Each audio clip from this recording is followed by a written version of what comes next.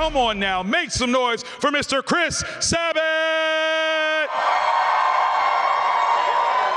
Come on. Yes, sir. Come on. How are we doing today? Oh, wait for it. Testes. Testicles. 1, 2, 4. Turn up green. I need more green. Oh, yes. There you go. Hey, there's What's green on the microphone happening? right here. Hi, guys. How you doing? Yes. Do you know, this reminds me a little bit. Back in the days when, how many of you like kind of have been going to just anime conventions for a million years? Like, where my anime heads at? That's right. Any of you been going to like OhioCon and stuff like that for a long time? Yes. Right. Shout out. This panel here would have actually just been closing ceremonies. I don't know if you guys remember closing ceremonies. Yes. I don't know if they still do those at pop culture cons anymore. But I know what you're talking. But those were actually, they were fun, I'm sure, for some people. They were also the worst for us. It's just like, oh my gosh, I have to go to closing ceremonies. I'm so tired, and I have to be like so on. But I only showed up yesterday evening. I crashed the My Hero Academia panel yesterday. A welcome surprise. That was one of my favorite panels I've ever been on. I just love those people so much. It's like, I would adopt everyone on that stage. You're not that old, Chris. I know, but I would still adopt them. Okay, so jumping right into this conversation, I mean, literally when I was playfully describing you as Mr. Anime, that's not untrue. Like, there are so many things that have used your voice that we know and love. How do you feel about that legacy of being a part of this culture and being such a forefront pioneer in it? I guess that's a good question, actually. It's kind of like I landed on this planet called anime or something in the United States, and there weren't that many people there. Right. And I just sort of wandered around, and I found all the really cool things that were left on the ground at the time. You know, I'm like, oh, check this out. Vegeta. What is that? Piccolo. What is this? I wonder if do people watch tastes like the a show? Yamcha. I don't know. I don't know. Like, oh, Zoro? Oh, he's a pirate. That sounds fun.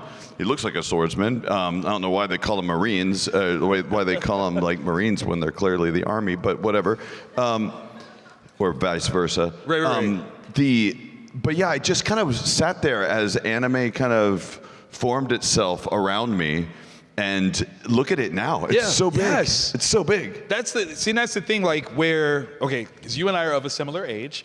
We actually have a similar birthday. Your birthday is 10 days after mine. Okay, so you're the 12th? I'm the 12th. So nice. we're April babies, but you're technically a Taurus versus I'm a first decan of Taurus. I got you. It's all good. But we still love you, though. We still love you. But no, to have remembered when anime was this thing that you only heard about in kind of backroom corners and stuff, and to see how it's grown, for you to have seen the placement of this for your career, to kind of plant a flag and go, this is where I need to be. There's so many different things that your voice would be phenomenal for, but to kind of plant the flag here and kind of see where this was going, where did that come from for you, almost as like a business sense or intuitive nature of this thing? I mean, it was not, well, okay, it clearly has been now. Sure. But at the time, it certainly wasn't a great business decision to work at FUNimation back in 1998, 99. I mean, they literally had me on staff working for like $20,000 a year. Like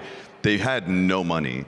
And those of us who kind of worked on on all these shows for all these years, we did it because we enjoyed it. It wasn't because we were going to conventions or making any money doing it. It was just, we liked it, and it was cool to do. But back then, of course, you had to explain to everybody what anime even was. Right. You know, back in those days, even when people who were watching Dragon Ball had to explain it to their parents. And now I have parents that have named their kid Gohan that have been watching it for 20 years. Exactly. You know, they have no choice. And so I love that, like, people who are in their 20s are getting autographs for their dad and who introduced them. And I think it's awesome that anime's had this complete generation loop. And since, I'm sorry I'm rambling, but like yesterday on our panel, I had this thought. For the longest time, especially when I first started, anime voice acting, anime dubbing was considered literally the lowest rung on the acting totem pole. Like, it was just the absolute lowest. Like, you didn't do that. It was like one of those things, like if you come from an embarrassing town name that's close to a larger town, you would say, you don't say I'm from League City, Texas. I say, no, I'm from Houston. But anime was kind of that thing at the start, because it just, people thought like, oh, especially because anime dubs right when they first started were done by people who didn't know anything about anime at all, and it was including Funimation, I think, back in the earliest days. And and it wasn't, I mean, there wasn't a lot of money in it, there weren't a lot of real actors in it per se. But I've always liked being a voice actor in anime, and I've tried to explain this on panels for the longest time. Like, I've been in video games, I've done prelay on other like cartoons, but I love anime so much, and it's not even because of just the genre, but there's just the technical nature of how anime is recorded. And I was reminded of this because I was watching a behind-the-scenes video featurette for this series called 1899. It just came out on Netflix. Yes. It's really good, by a German director who did a series called Dark. And they were talking about the technology they used on the set, because they filmed the whole thing during COVID. And apparently they've used the same technology for like The Mandalorian. And it's this technology called the volume. Yes. And it's this 260-degree high-def rear projected screen. Yep. All LED style. Total LED screen. All the actors are on a set, and the set can actually revolve too. So they can get, and the actors say that it is amazing because when you're standing there, they have to do a bunch of pre-production. So it's basically like, instead of green screen, you just imagine like anywhere there was a green screen, it's just the scene. Right. Like, you can see it like clearly. If you're in a mountainscape, if you're in a landscape, you see all of it, and it just feels really real. And I was thinking, that's why I love anime so much, because when I come in to do a voice on something, the music's already there. Right. The sound effects is already, it's complete. The show's done. There's no question about like what it's going to look like eventually. You know what it's going to look like there, and that's what's fun for me. That's amazing. You get to like, as much as you guys love to watch these shows, it's fun to just be able to play in that world and just record with, if you're one of the later people to record, you get all the other actors in your ear too, and it's the coolest thing. So I'm very, very proud and very happy to be working in anime these days, especially when I have people from so many other type of genres coming over and going like, I don't know what you're feeding these people that are in their line, but I want some of those drugs or whatever you're giving to them. Sensu beans for everybody. I've had people that you guys would be surprised at coming to me going like, how can I get into this anime racket? You know what I mean? Like, people like... First of all, don't call it that. Like, we'll start with that. But still, there's people who are desperately wanting to get into anime now, other performers, because they realize that the fandom for the show is so great. Like, these shows are so great, and they're so dedicated. And there's so many people that work on so many other shows, they never get the sort of instant feedback that we get for working on this. Like, of course. Someone talked to me about an episode I think I recorded 3 days ago. And I loved you on that. I was like, is that out? I was surprised. It was this scene where All Might is kind of having a conversation with Bakugo. It's like basically his only scene in this season so far. And I just literally recorded that the other day. I think it was just, 4 days ago or something like that. But see, I think that also speaks to this amazing aspect of anime as this culture, because through the process of dubbing, it is so fast and readily available. And so as soon as it's done, in Japan, there is this pipeline to get it here so that there's not this disconnect between the fandoms.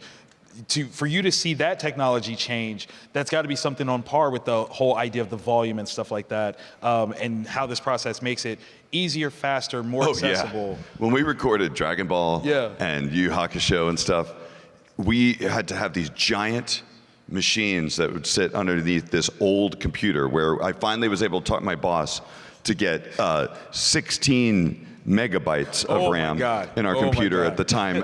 Megabytes, guys. Your phone has more power than that. I was like, can we please get, because this 4 megabyte RAM is not working for us. Can we please get 16? Like, oh, I don't know, that's pretty expensive. And it was back in those days, but it was just really slow going. We had this massive machine that played the video, because they didn't digitize the videos at that time. They had them like literally synced to this old tape recorder, and it would take just as long to rewind as it would take to actually play it in reverse, because it was just super slow. It was an antiquated machine. Yeah. But now we can do, we can do 15 takes in a minute. That's like crazy. You can just loop it and loop it and loop it. I mean, most of the time, most people don't need it, but it's really, it's cool technology to have. That's amazing. That's amazing. So Funimation as a studio space in the early days, would you equate that to kind of like old Hollywood, MGM, how they would bring in a number of actors under their umbrella and then try to get as much work out of them as possible? That's a good description, yes, except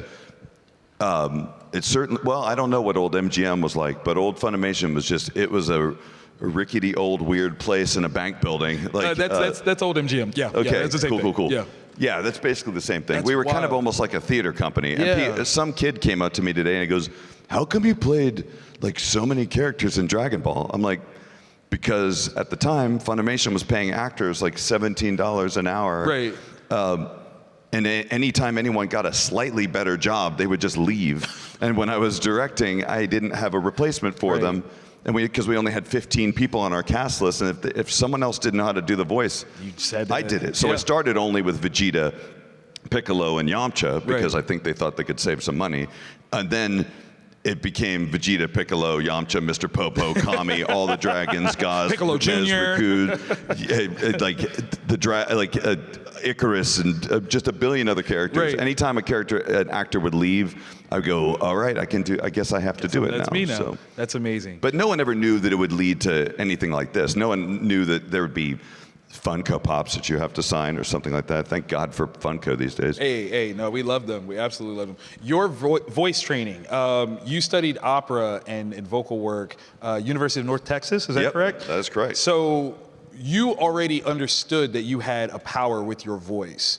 At what age did you realize this? Was this like a puberty thing where like you wake up one morning and you're like, oh yeah, dude. Oh my God. I woke up one morning when it was between 6th and 7th grade. I was, I don't know, like 11 years old, and my voice dropped from like, Justin Briner doing a baby voice, the highest voice. Like I went from like Monica Rial's voice, the highest boy voice to my voice that I have now, like almost overnight. I don't know what happened. And I woke up like, Mom, something's weird. I want to go to the doctor. Something's not right. And that's amazing. So, I grew up in League City, Texas. It's south of Houston. And apparently there's a Netflix series right now that's talking about called The Killing Fields or something. Oh, snap. Apparently it's off Gulf Freeway on 45, very close to pretty much where I grew up. So watch that, see the kind of place I lived. Okay. But I grew up in a small town south of Texas, so when you had a voice that deep, everyone just kept saying like, man, you have a voice, you need to get into radio, you need to get into radio. And so I got into radio eventually, and it wasn't exactly what I wanted it to be, because it's a long story, but at that time, radio used to be this really creative place where you could play your favorite records and you could talk over them and you were entertaining people. But by the time I got into it, it had been really corporatized, so you had to read these exact things that they would give you, and you had exact timing, and a lot of it was like on a satellite now, blah, blah, blah. But what I did find is I loved doing production. I liked making commercials. I liked doing voices on those things. Of course. And that was sort of the start of my voiceover career, sort of. That's amazing. See, this is one of those things where you guys get the end result and you love it, but the journey is part of that thing that we don't get to talk about all the time, or people don't ask you about all the time. So when you made that transition from not just doing radio, but to actually go, I can do acting with it, how did that transition happen? I didn't even think, at the time, I didn't even think it was acting. I thought it was, I just was like, oh, I get to record my voice on stuff and make sound effects and make music for it. Because when I was really little, I'm doing basically right now what I did when I was a little kid. Yeah. I used to collect anything that made sounds. I would collect it and I'd put it in my room and I'd hoard it. And then I would make recordings of just everything. I'd go to the library and I'd rent sound effects records. Or I'd check them out from the library, and then they'd be 6 months overdue, and then I'd forget to bring them back, and I still have some of them to this day, sorry. But I would love to play, I would find all these record players and play them at the same time to create these environments, long before I really knew what I was even doing. And so that's what it felt like to be in it. And then I was going to school at UNT. Right. I had left the opera department, actually, because I realized, oh, this is not fun at all. and I went into radio, television, film, and I was just literally in an astronomy class. Wow. No, astrology. Okay. No, astronomy. Thank you. I thought, wait, that's not the Taurus thing. Okay. About stars. I was falling asleep in the class because it was really dark. And I got a page from a friend of mine that I used to hang out with. Right. And she said, hey, you should, well, it said numbers. And then I had to call them back from a payphone somewhere. And they said, you should come audition. I work for this little tiny company. We have 4 employees. You should come up and audition for the show. That's amazing. And I came up, auditioned for a little show. It turned out to be Dragon Ball. That's and that was the first role I ever had. Oh my God. If not for that text message, or not text message, I'm sorry, page, children, we wouldn't have you. For you really young kids out there, a pager was about the size of a small phone that you would clip onto yourself or put in your pocket, and it would vibrate or make an annoying noise. A beep. And you'd have to look and see what numbers are on it, because you'd have to enter the numbers in of what, there was no text. So it just said basically, call me. And you had to call them. Well, you can't quite say there was no text. We got really clever using our beepers to come up with some words. That is true. That is true. But yeah, for the most part, it was just. And you always had to have quarters, okay? Because payphones weren't free. Think about it. That's right. Okay, so if you don't mind, I'd love to open it up. We've got a few minutes to hear from some of your fans. Wow, slowly, safely. Slowly, safely. Actually, at this point, I bet you that's more than enough questions. Yeah. I always feel bad for the people who wait too far back in line and they stand the whole time and then they don't get their questions answered. Hello, friend. Hi. Hi. So I was wondering what the most emotional scene you've recorded so far is. Oh, there's a good handful of them. Probably the show that makes me cry more than any other show is My Hero Academia. That show just makes me cry. I think it's actually because I had kids, and once you have a child, you grow this organ in your body that cries a lot more often. Yeah, you do. Makes you It's true. I don't know what it is. You have this organ that hurts when your kids get hurt, and you just feel a lot more emotional for some reason. It's where onions come from. That's what makes you cry. It's that juice. So, man, it's let's see, the entire United States of Smash.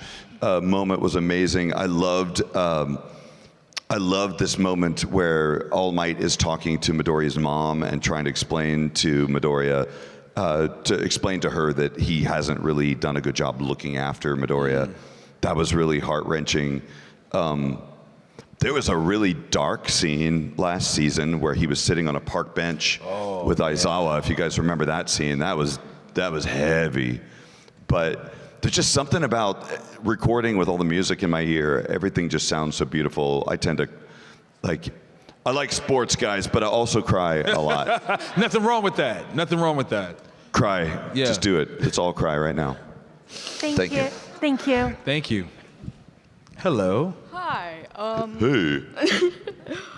So my question is, what's the hardest thing about being a voice actor / celebrity, whether that be in the industry or in your personal life? Also, how was the stress ball at Monica? Monica had left, so I just threw the stress ball at whoever came by. I know. Oh, wow. She gave me a stress ball today, so that I was supposed to throw at Monica Real, but she had escaped to go to the airport. Next I don't know. Any problems being a celebrity are really not problems. They're just the most ridiculous problems. People love me. I can't eat breakfasts at this one hotel because someone wants to say that they like me. That's a really tough thing to have on my shoulders. Oh man, my life sucks. The hardest thing about being an actor and a voice actor, especially, is especially on shows, shonen type anime and stuff like that, is it's really painful and it hurts a lot. The process of making Vegeta's voice just hurts by its very nature, because the thing you're not supposed to do with your voice ever is to pinch off the back of your throat. Right. But in order to do a raspy voice, that's precisely what you have to do. So it just hurts really badly. The other thing that sucks is that, and this is the same, I guess, in any job, but it's very hard to deal with other life things when you're recording and vice versa. Like you can be dealing with some really difficult stuff, and yet you've got to come in and just pretend to be like the happiest dude ever. Like you've got to come in and just do really difficult, like you have to use different emotions than you're feeling. And so that you have to kind of shut off all the things that are happening in the rest of your world and then just turn on like the acting part. Exactly. And there's a lot of acting involved there. Awesome. Thank you. Thank you. What's up, Vegeta shirt girl? Did you have a question? Hi. Say mommy had a question. Say mommy has a question. Come on, you could do it. Hi, so my question is, what has been the most difficult project you've had to do making the voice of Vegeta? Let's see. It was most of the stuff in Dragon Ball Z, the original version of it, not Kai, because in those days, you know, we were using that antiquated computer equipment. We didn't have the ability to stitch stuff together like we do now. Because now there is a way, there are some just impossibly long screams in Dragon Ball that no human could ever do. So we do have a method of like, you scream up to a point, you go, ah! And then you just kind of sing that note, and then you go, ah! And then you go, ah! Or whatever, and then you can stitch all those together, and you can make it last forever, right? Oh my God. But back in the original days, it was like, and then it would cut away, and you're like, yes, I'm done. And it cuts away, and then it comes back, and his mouth is still open. You're like, oh my God, I gotta do it again. I used to tell new actors when they would come into work on Dragon Ball, I'd be like, okay, there's two ways we can do this. You can either scream your butt off right off the bat, do me the best, loudest, most insane scream you've got, or you have to do it 2 times, because then that's when I'm gonna want the second time anyway. So just do it once, that's the best way. That's wild. Okay. Thank you. Thank you. Good to see you again. Bye-bye. That was a great yell, by the way. Like that was, I felt like the room was gonna blow up when you did that. Like, dude, no joke. do you know, I hurt my own ears earlier. They put, like, GalaxyCon has a mascot. I don't know if you've seen them around. And they wanted me to take a picture with this helmet on. And it's like a glass space helmet, and it's big. But when I talk in there, it's the loudest sound I've ever heard. It's like all of my sound is coming straight back at me. That's wild. Hello again. Hello, hello. So my name's Myra. Hi, Myra. Thank you for your time. What beyond talent do you feel one needs to book work and keep working? That's a good, that is a good well-worded question. You need a lot of dedication. You have to follow through. You have to walk this fine line of being aggressive enough to get your foot in the door, but not annoying enough for them to kick you out. You have to be likable, and you have to be kind to people, because people just don't want to work with jerks. You know what I mean? So you also have to have some luck. You have to have a little bit of people. You have to have an ability to network subtly in a way, which, in my opinion, networking is just basically getting to know people in your industry without ever asking them to do anything for them. You just get to know people. It's really weird. Like I had one of my favorite games is Halo and stuff like that, and like and Civilization and some of those earlier kind of world building games. I just went blank on it. Anyway, I had a client that I'd known for, I mean, he worked at Ensemble Games, and I'd known him for like 15 years. Like I'd hung out with him a billion times, never once asked to ever do any work for them. And then finally, at one point, he was like, hey man, I guess I've never asked you. Do you guys want to record any of this stuff for us? And it was awesome.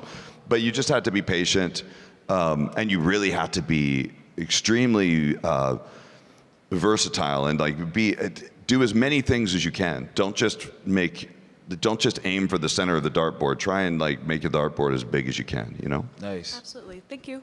Sure. Wise words, man. Love it. Hello, friend. Hello, my name is Aaron, and I'm a professional brewer. And one day I'm hoping to open my own brewery dedicated to all things nerd and geekdom. I like that idea. I was wanting to ask you, what types of beer would Yami and Vegeta like to drink? Wow. Oh, wow. Something very stout. Vegeta would drink it even if he didn't like it. Yeah, definitely. He's like, it's delicious. I love it. The burning lets you know it's working. Yami would like the cheapest beer possible because he's like, I don't want to pay for it. So I don't know. I think Yami would probably like a good ale, and Vegeta would, well, of course, he would want a blonde ale because that means he's gone Super Saiyan. Ooh. It's a good idea. Thank you so much. Well played. You're very well welcome. Played. Hello. You have to name one of your beers Super Saiyan Blonde Ale now. Yeah, so. yeah, immediately. Hello. Hi. My question is, if you could, would you change any of the voices for your past or current roles? Oh, that's a great question. Yeah. There have been many times when I wish that I hadn't done the voice that I did at the time. I'm like, oh, why have I done this to myself? And that is a bad thing when you can audition. Sometimes you'll audition for something and you'll use a voice, and then once you're in the session, you realize, oh, this was a bad idea. Trying to think, there was a character that I took over from another actor in Dragon Ball, and he was Ox King. And he was like, oh, Chi-Chi, or whatever, something like that. And it was too difficult for me to do. And then when he showed up, but I managed to make it all the way through like Dragon Ball Z, because he didn't have much to do. But once we went back into Dragon Ball and he had to be this, aggressive character, I'm like, I can't do it anymore. Yeah, no way. So I passed it on to Kyle Hebert. Nice. But yeah, a lot of the times I try not to obsess too much on what I would change about stuff. In fact, I'm really bad about going back and watching anything I do. Not because I don't like it, it's just I get really, I'm too judgmental, I guess, or I hear too many things. Good question. Thank you. Thank you. Hello. Hello. I'm a little too small for this mic. You can lift that up. Yeah, that was... Oh, this works. All right, so you work with so many amazing like actors, directors, producers, but there's one person I want to talk about in particular because I love his work a ton too, and that's Justin Cook. What is it like working with him? He just seems like he would be so fun to be with. It's funny you mention him, because earlier when I was just talking about like my history at working and the kind of the stuff we did back in the early days, Justin Cook was my engineer at FUNimation for a while. And I've a very funny story about him. I was like, I got really not mad at him. I was just like, hey man, you can come any way to work you want to come. You can wear anything you want to wear. You can do anything you want to do. You just can't be late. That's it. Because unfortunately, you could stay late every single day, and no one will remember. But everyone will remember when you're late. That's right. Like you can stay late all you want, but when you come in late, it throws everything off. And he was never late again. And then we have become, like, we were the best of friends and still are really great friends. That's awesome. And all the way through, we finished Dragon Ball Z, and then he started working on Yu Yu Hakusho. And then I was cast as Kuwabara, and he was Yusuke Urameshi in Yu Yu Hakusho. And during that time, we were hanging out all the time. I ended up having an apartment, I lived in an apartment really close to FUNimation because I was working there like 120 hours a week. I just was nonstop there, and so was Justin. And we would just go to work. He would come over to my apartment, and then we would just play like The Sims until I would fall asleep, and then I'd wake up in the morning, and he would still be there because he'd never slept, and he'd be still playing The Sims. And he's just an outstanding guy. One of the things about Justin that is remarkable too, and a lot of people don't know this about him, is that he's very obsessive about and very perfectionist about the stuff he does. And it's kind of evident in his work with Fruits Basket was just a nearly perfect dub. Yu Yu Hakusho was a nearly perfect dub. He was just so good at the stuff that he touched. And he's the kind of guy that if I introduce him to something, I'm like, hey, check out this. Have you ever listened to much Miles Davis? And I go, not really, actually. And I'll introduce him to Miles Davis. Yeah. And then the next time, like about a year later, he'll go, oh yeah, I've been listening to Miles Davis a lot. I have every single album he's ever made in the first edition of it, and I have them, like, he is a collector as well. That's awesome. And his house is just like a museum of stuff. There you go. Thank you. Thank you. So timing-wise, we're going to try to get through as many of these as possible. So we can do really quick questions. They just have to be one-word questions. There we go. Yes or no's. No, they have to just be one-word questions. Oh, one-word questions. Not one-word answers. And you're done. It's like, Hi, my name is Enzo. hi, Enzo. Oops. I got to fix this now. It's not broken. Just pass it along. And I'm wondering what it would be the most funny / interesting show, well, anime that you voice acted to have a crossover with another anime that you voice acted in. Oh, wow. The weirdest 2 shows I've ever worked on is a show called Ninja Slayer. Has anyone seen Ninja Slayer? Bizarre show. And then my favorite show, probably one of my favorite shows I've ever worked on, I'm still working on it to this day, is called Pop Team Epic. Show's amazing if you haven't seen it. It's really bizarre, but it's really, really amazing. I would cross those 2 shows together and then it would just explode because it would make absolutely no sense. I love it. Thank you. Thank you. Thank you. He must be famous. He had a cameraman. He does. He must be more famous because the famous guy is filming him now. I know, right? Hey, friend, how are we doing today? Doing pretty well. How are you guys doing today? Oh, just great. That's great. So, I know you are very well known for a lot of your roles where you happen to be buff blonde men who think with their fists. So, what's it like voicing characters who sometimes may be the exact opposite, like, say, Arthur Watson Ruby? That's a very good question. I was telling someone earlier that for some reason I always get cast as characters, and my voice, for whatever reason, works really well for characters who pretend like they don't really want to be in the group, but they really have a heart of gold or something like that. They're rough on the outside, but they're really actually very nice. Like, they're good people inside. It's weird playing Arthur Watts, for instance, because he's just evil through and through. Like, he's just completely evil. And I've barely gotten to know that character, and it seems like he might be dead already, but who knows? But he was a really thrilling character to play. I've told people before, I could never play like Goku. I could never play that character, partially because I just don't like the character, and I think he's terrible. He's literally just like, he's the hero of the show only because he has a head injury. That's it. Well, also true. Also true. Vegeta had to earn it. Yeah. But yeah, I would have a very difficult time playing like really, really, really pure characters because I'm not good at those. But you are that good of an actor. Come on, give yourself. I don't know, man. I had to audition once for this kids show. It's before I had kids, and it had the most hokey dialogue I've ever heard. It was just like, "Hey kids, you like to come join us for some super yummy blueberry pancakes?" Nope. That sounds. And after I left the audition, it was in person. I felt like, ugh, I need to roll around in dirt for a while. Like, this is. I didn't like it. I'm way too sarcastic for that. Fair game. Thank you. Good question. Thank you.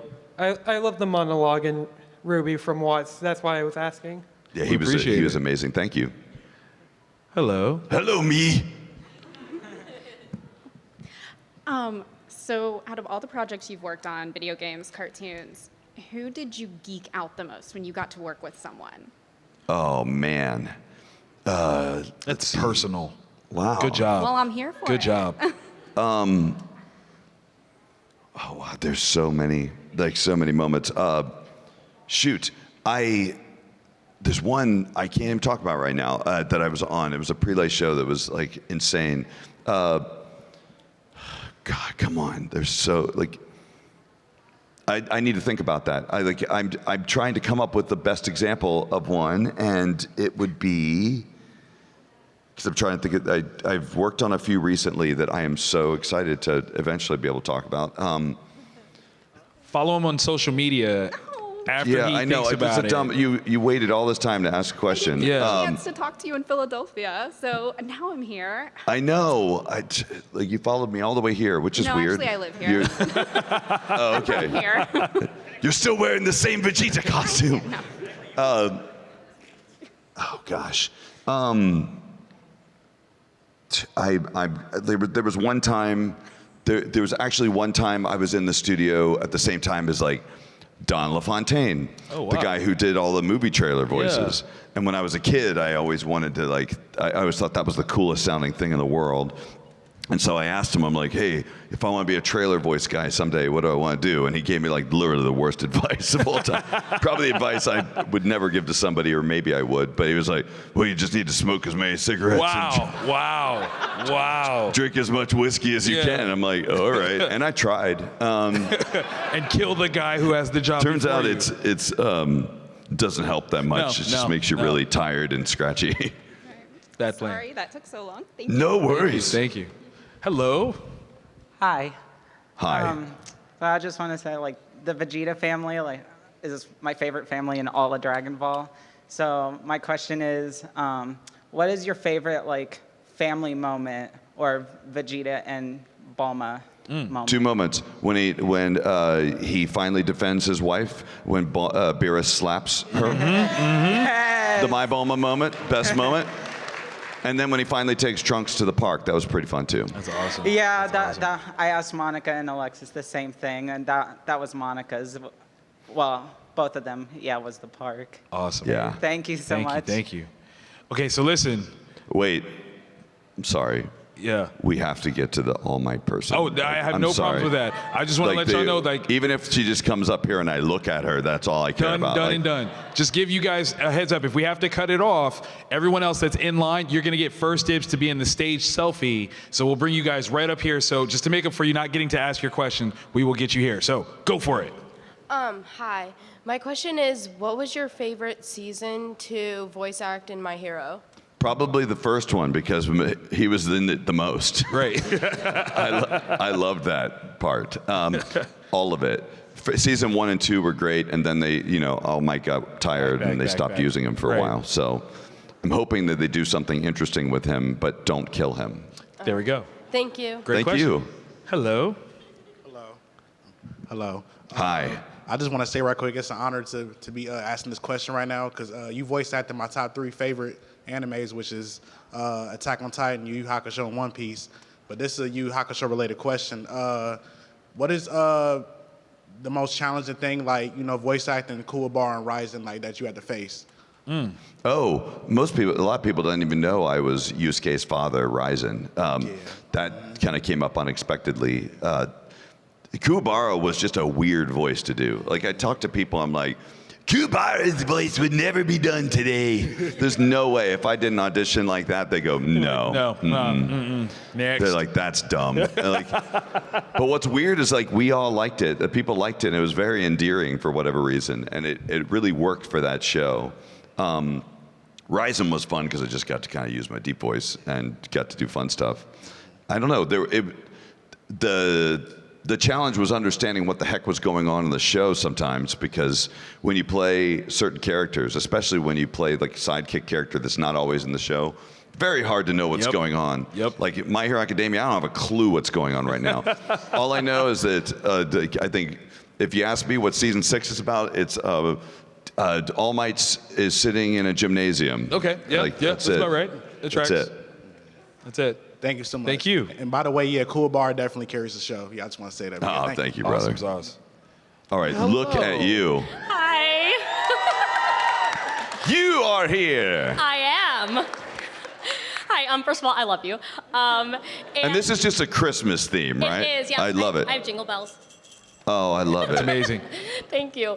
So I was just wondering, we know a lot about All Might, but as far as Toshinori Yagi, I feel like we don't have much information on him and what he likes and things. So I was just wondering if you had any personal headcanons about Toshinori. I was just talking to someone about this earlier. That is an area of this show that really should be explored someday. I think they could do an entire OVA or a massive, a lot of flashbacks, a season-long flashback about that. Because that's the one thing I've been always wanting to know. I mean, when they had that, the only little glimpses we've gotten to his past was in that one movie. Was it Heroes Rising? Heroes. No, what was it? Two Heroes. Two Heroes, thank you. It had the double Detroit smash in or whatever. That was amazing. when he had his friend Dave or whatever, that when he was like, his outfit was broken, it would go like, oops, and fall off. I was like, maybe they dated or something. I have no idea.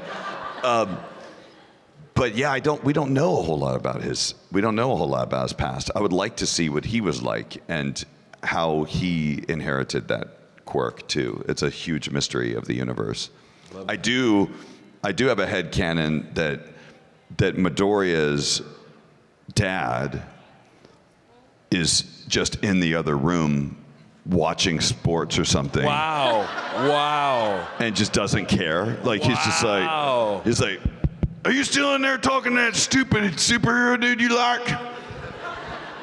Tell your mom to bring in another case of Red Bull or whatever. He's just like on the other side of the wall. I want a sandwich. That's terrible. It's terrible. And on that note, I'm afraid we have to draw the line. But you guys get first dibs in the selfie. So you guys stay right where you are. You guys line up over here and get in front here. Chris, thank you so very much. Thank you very much, guys.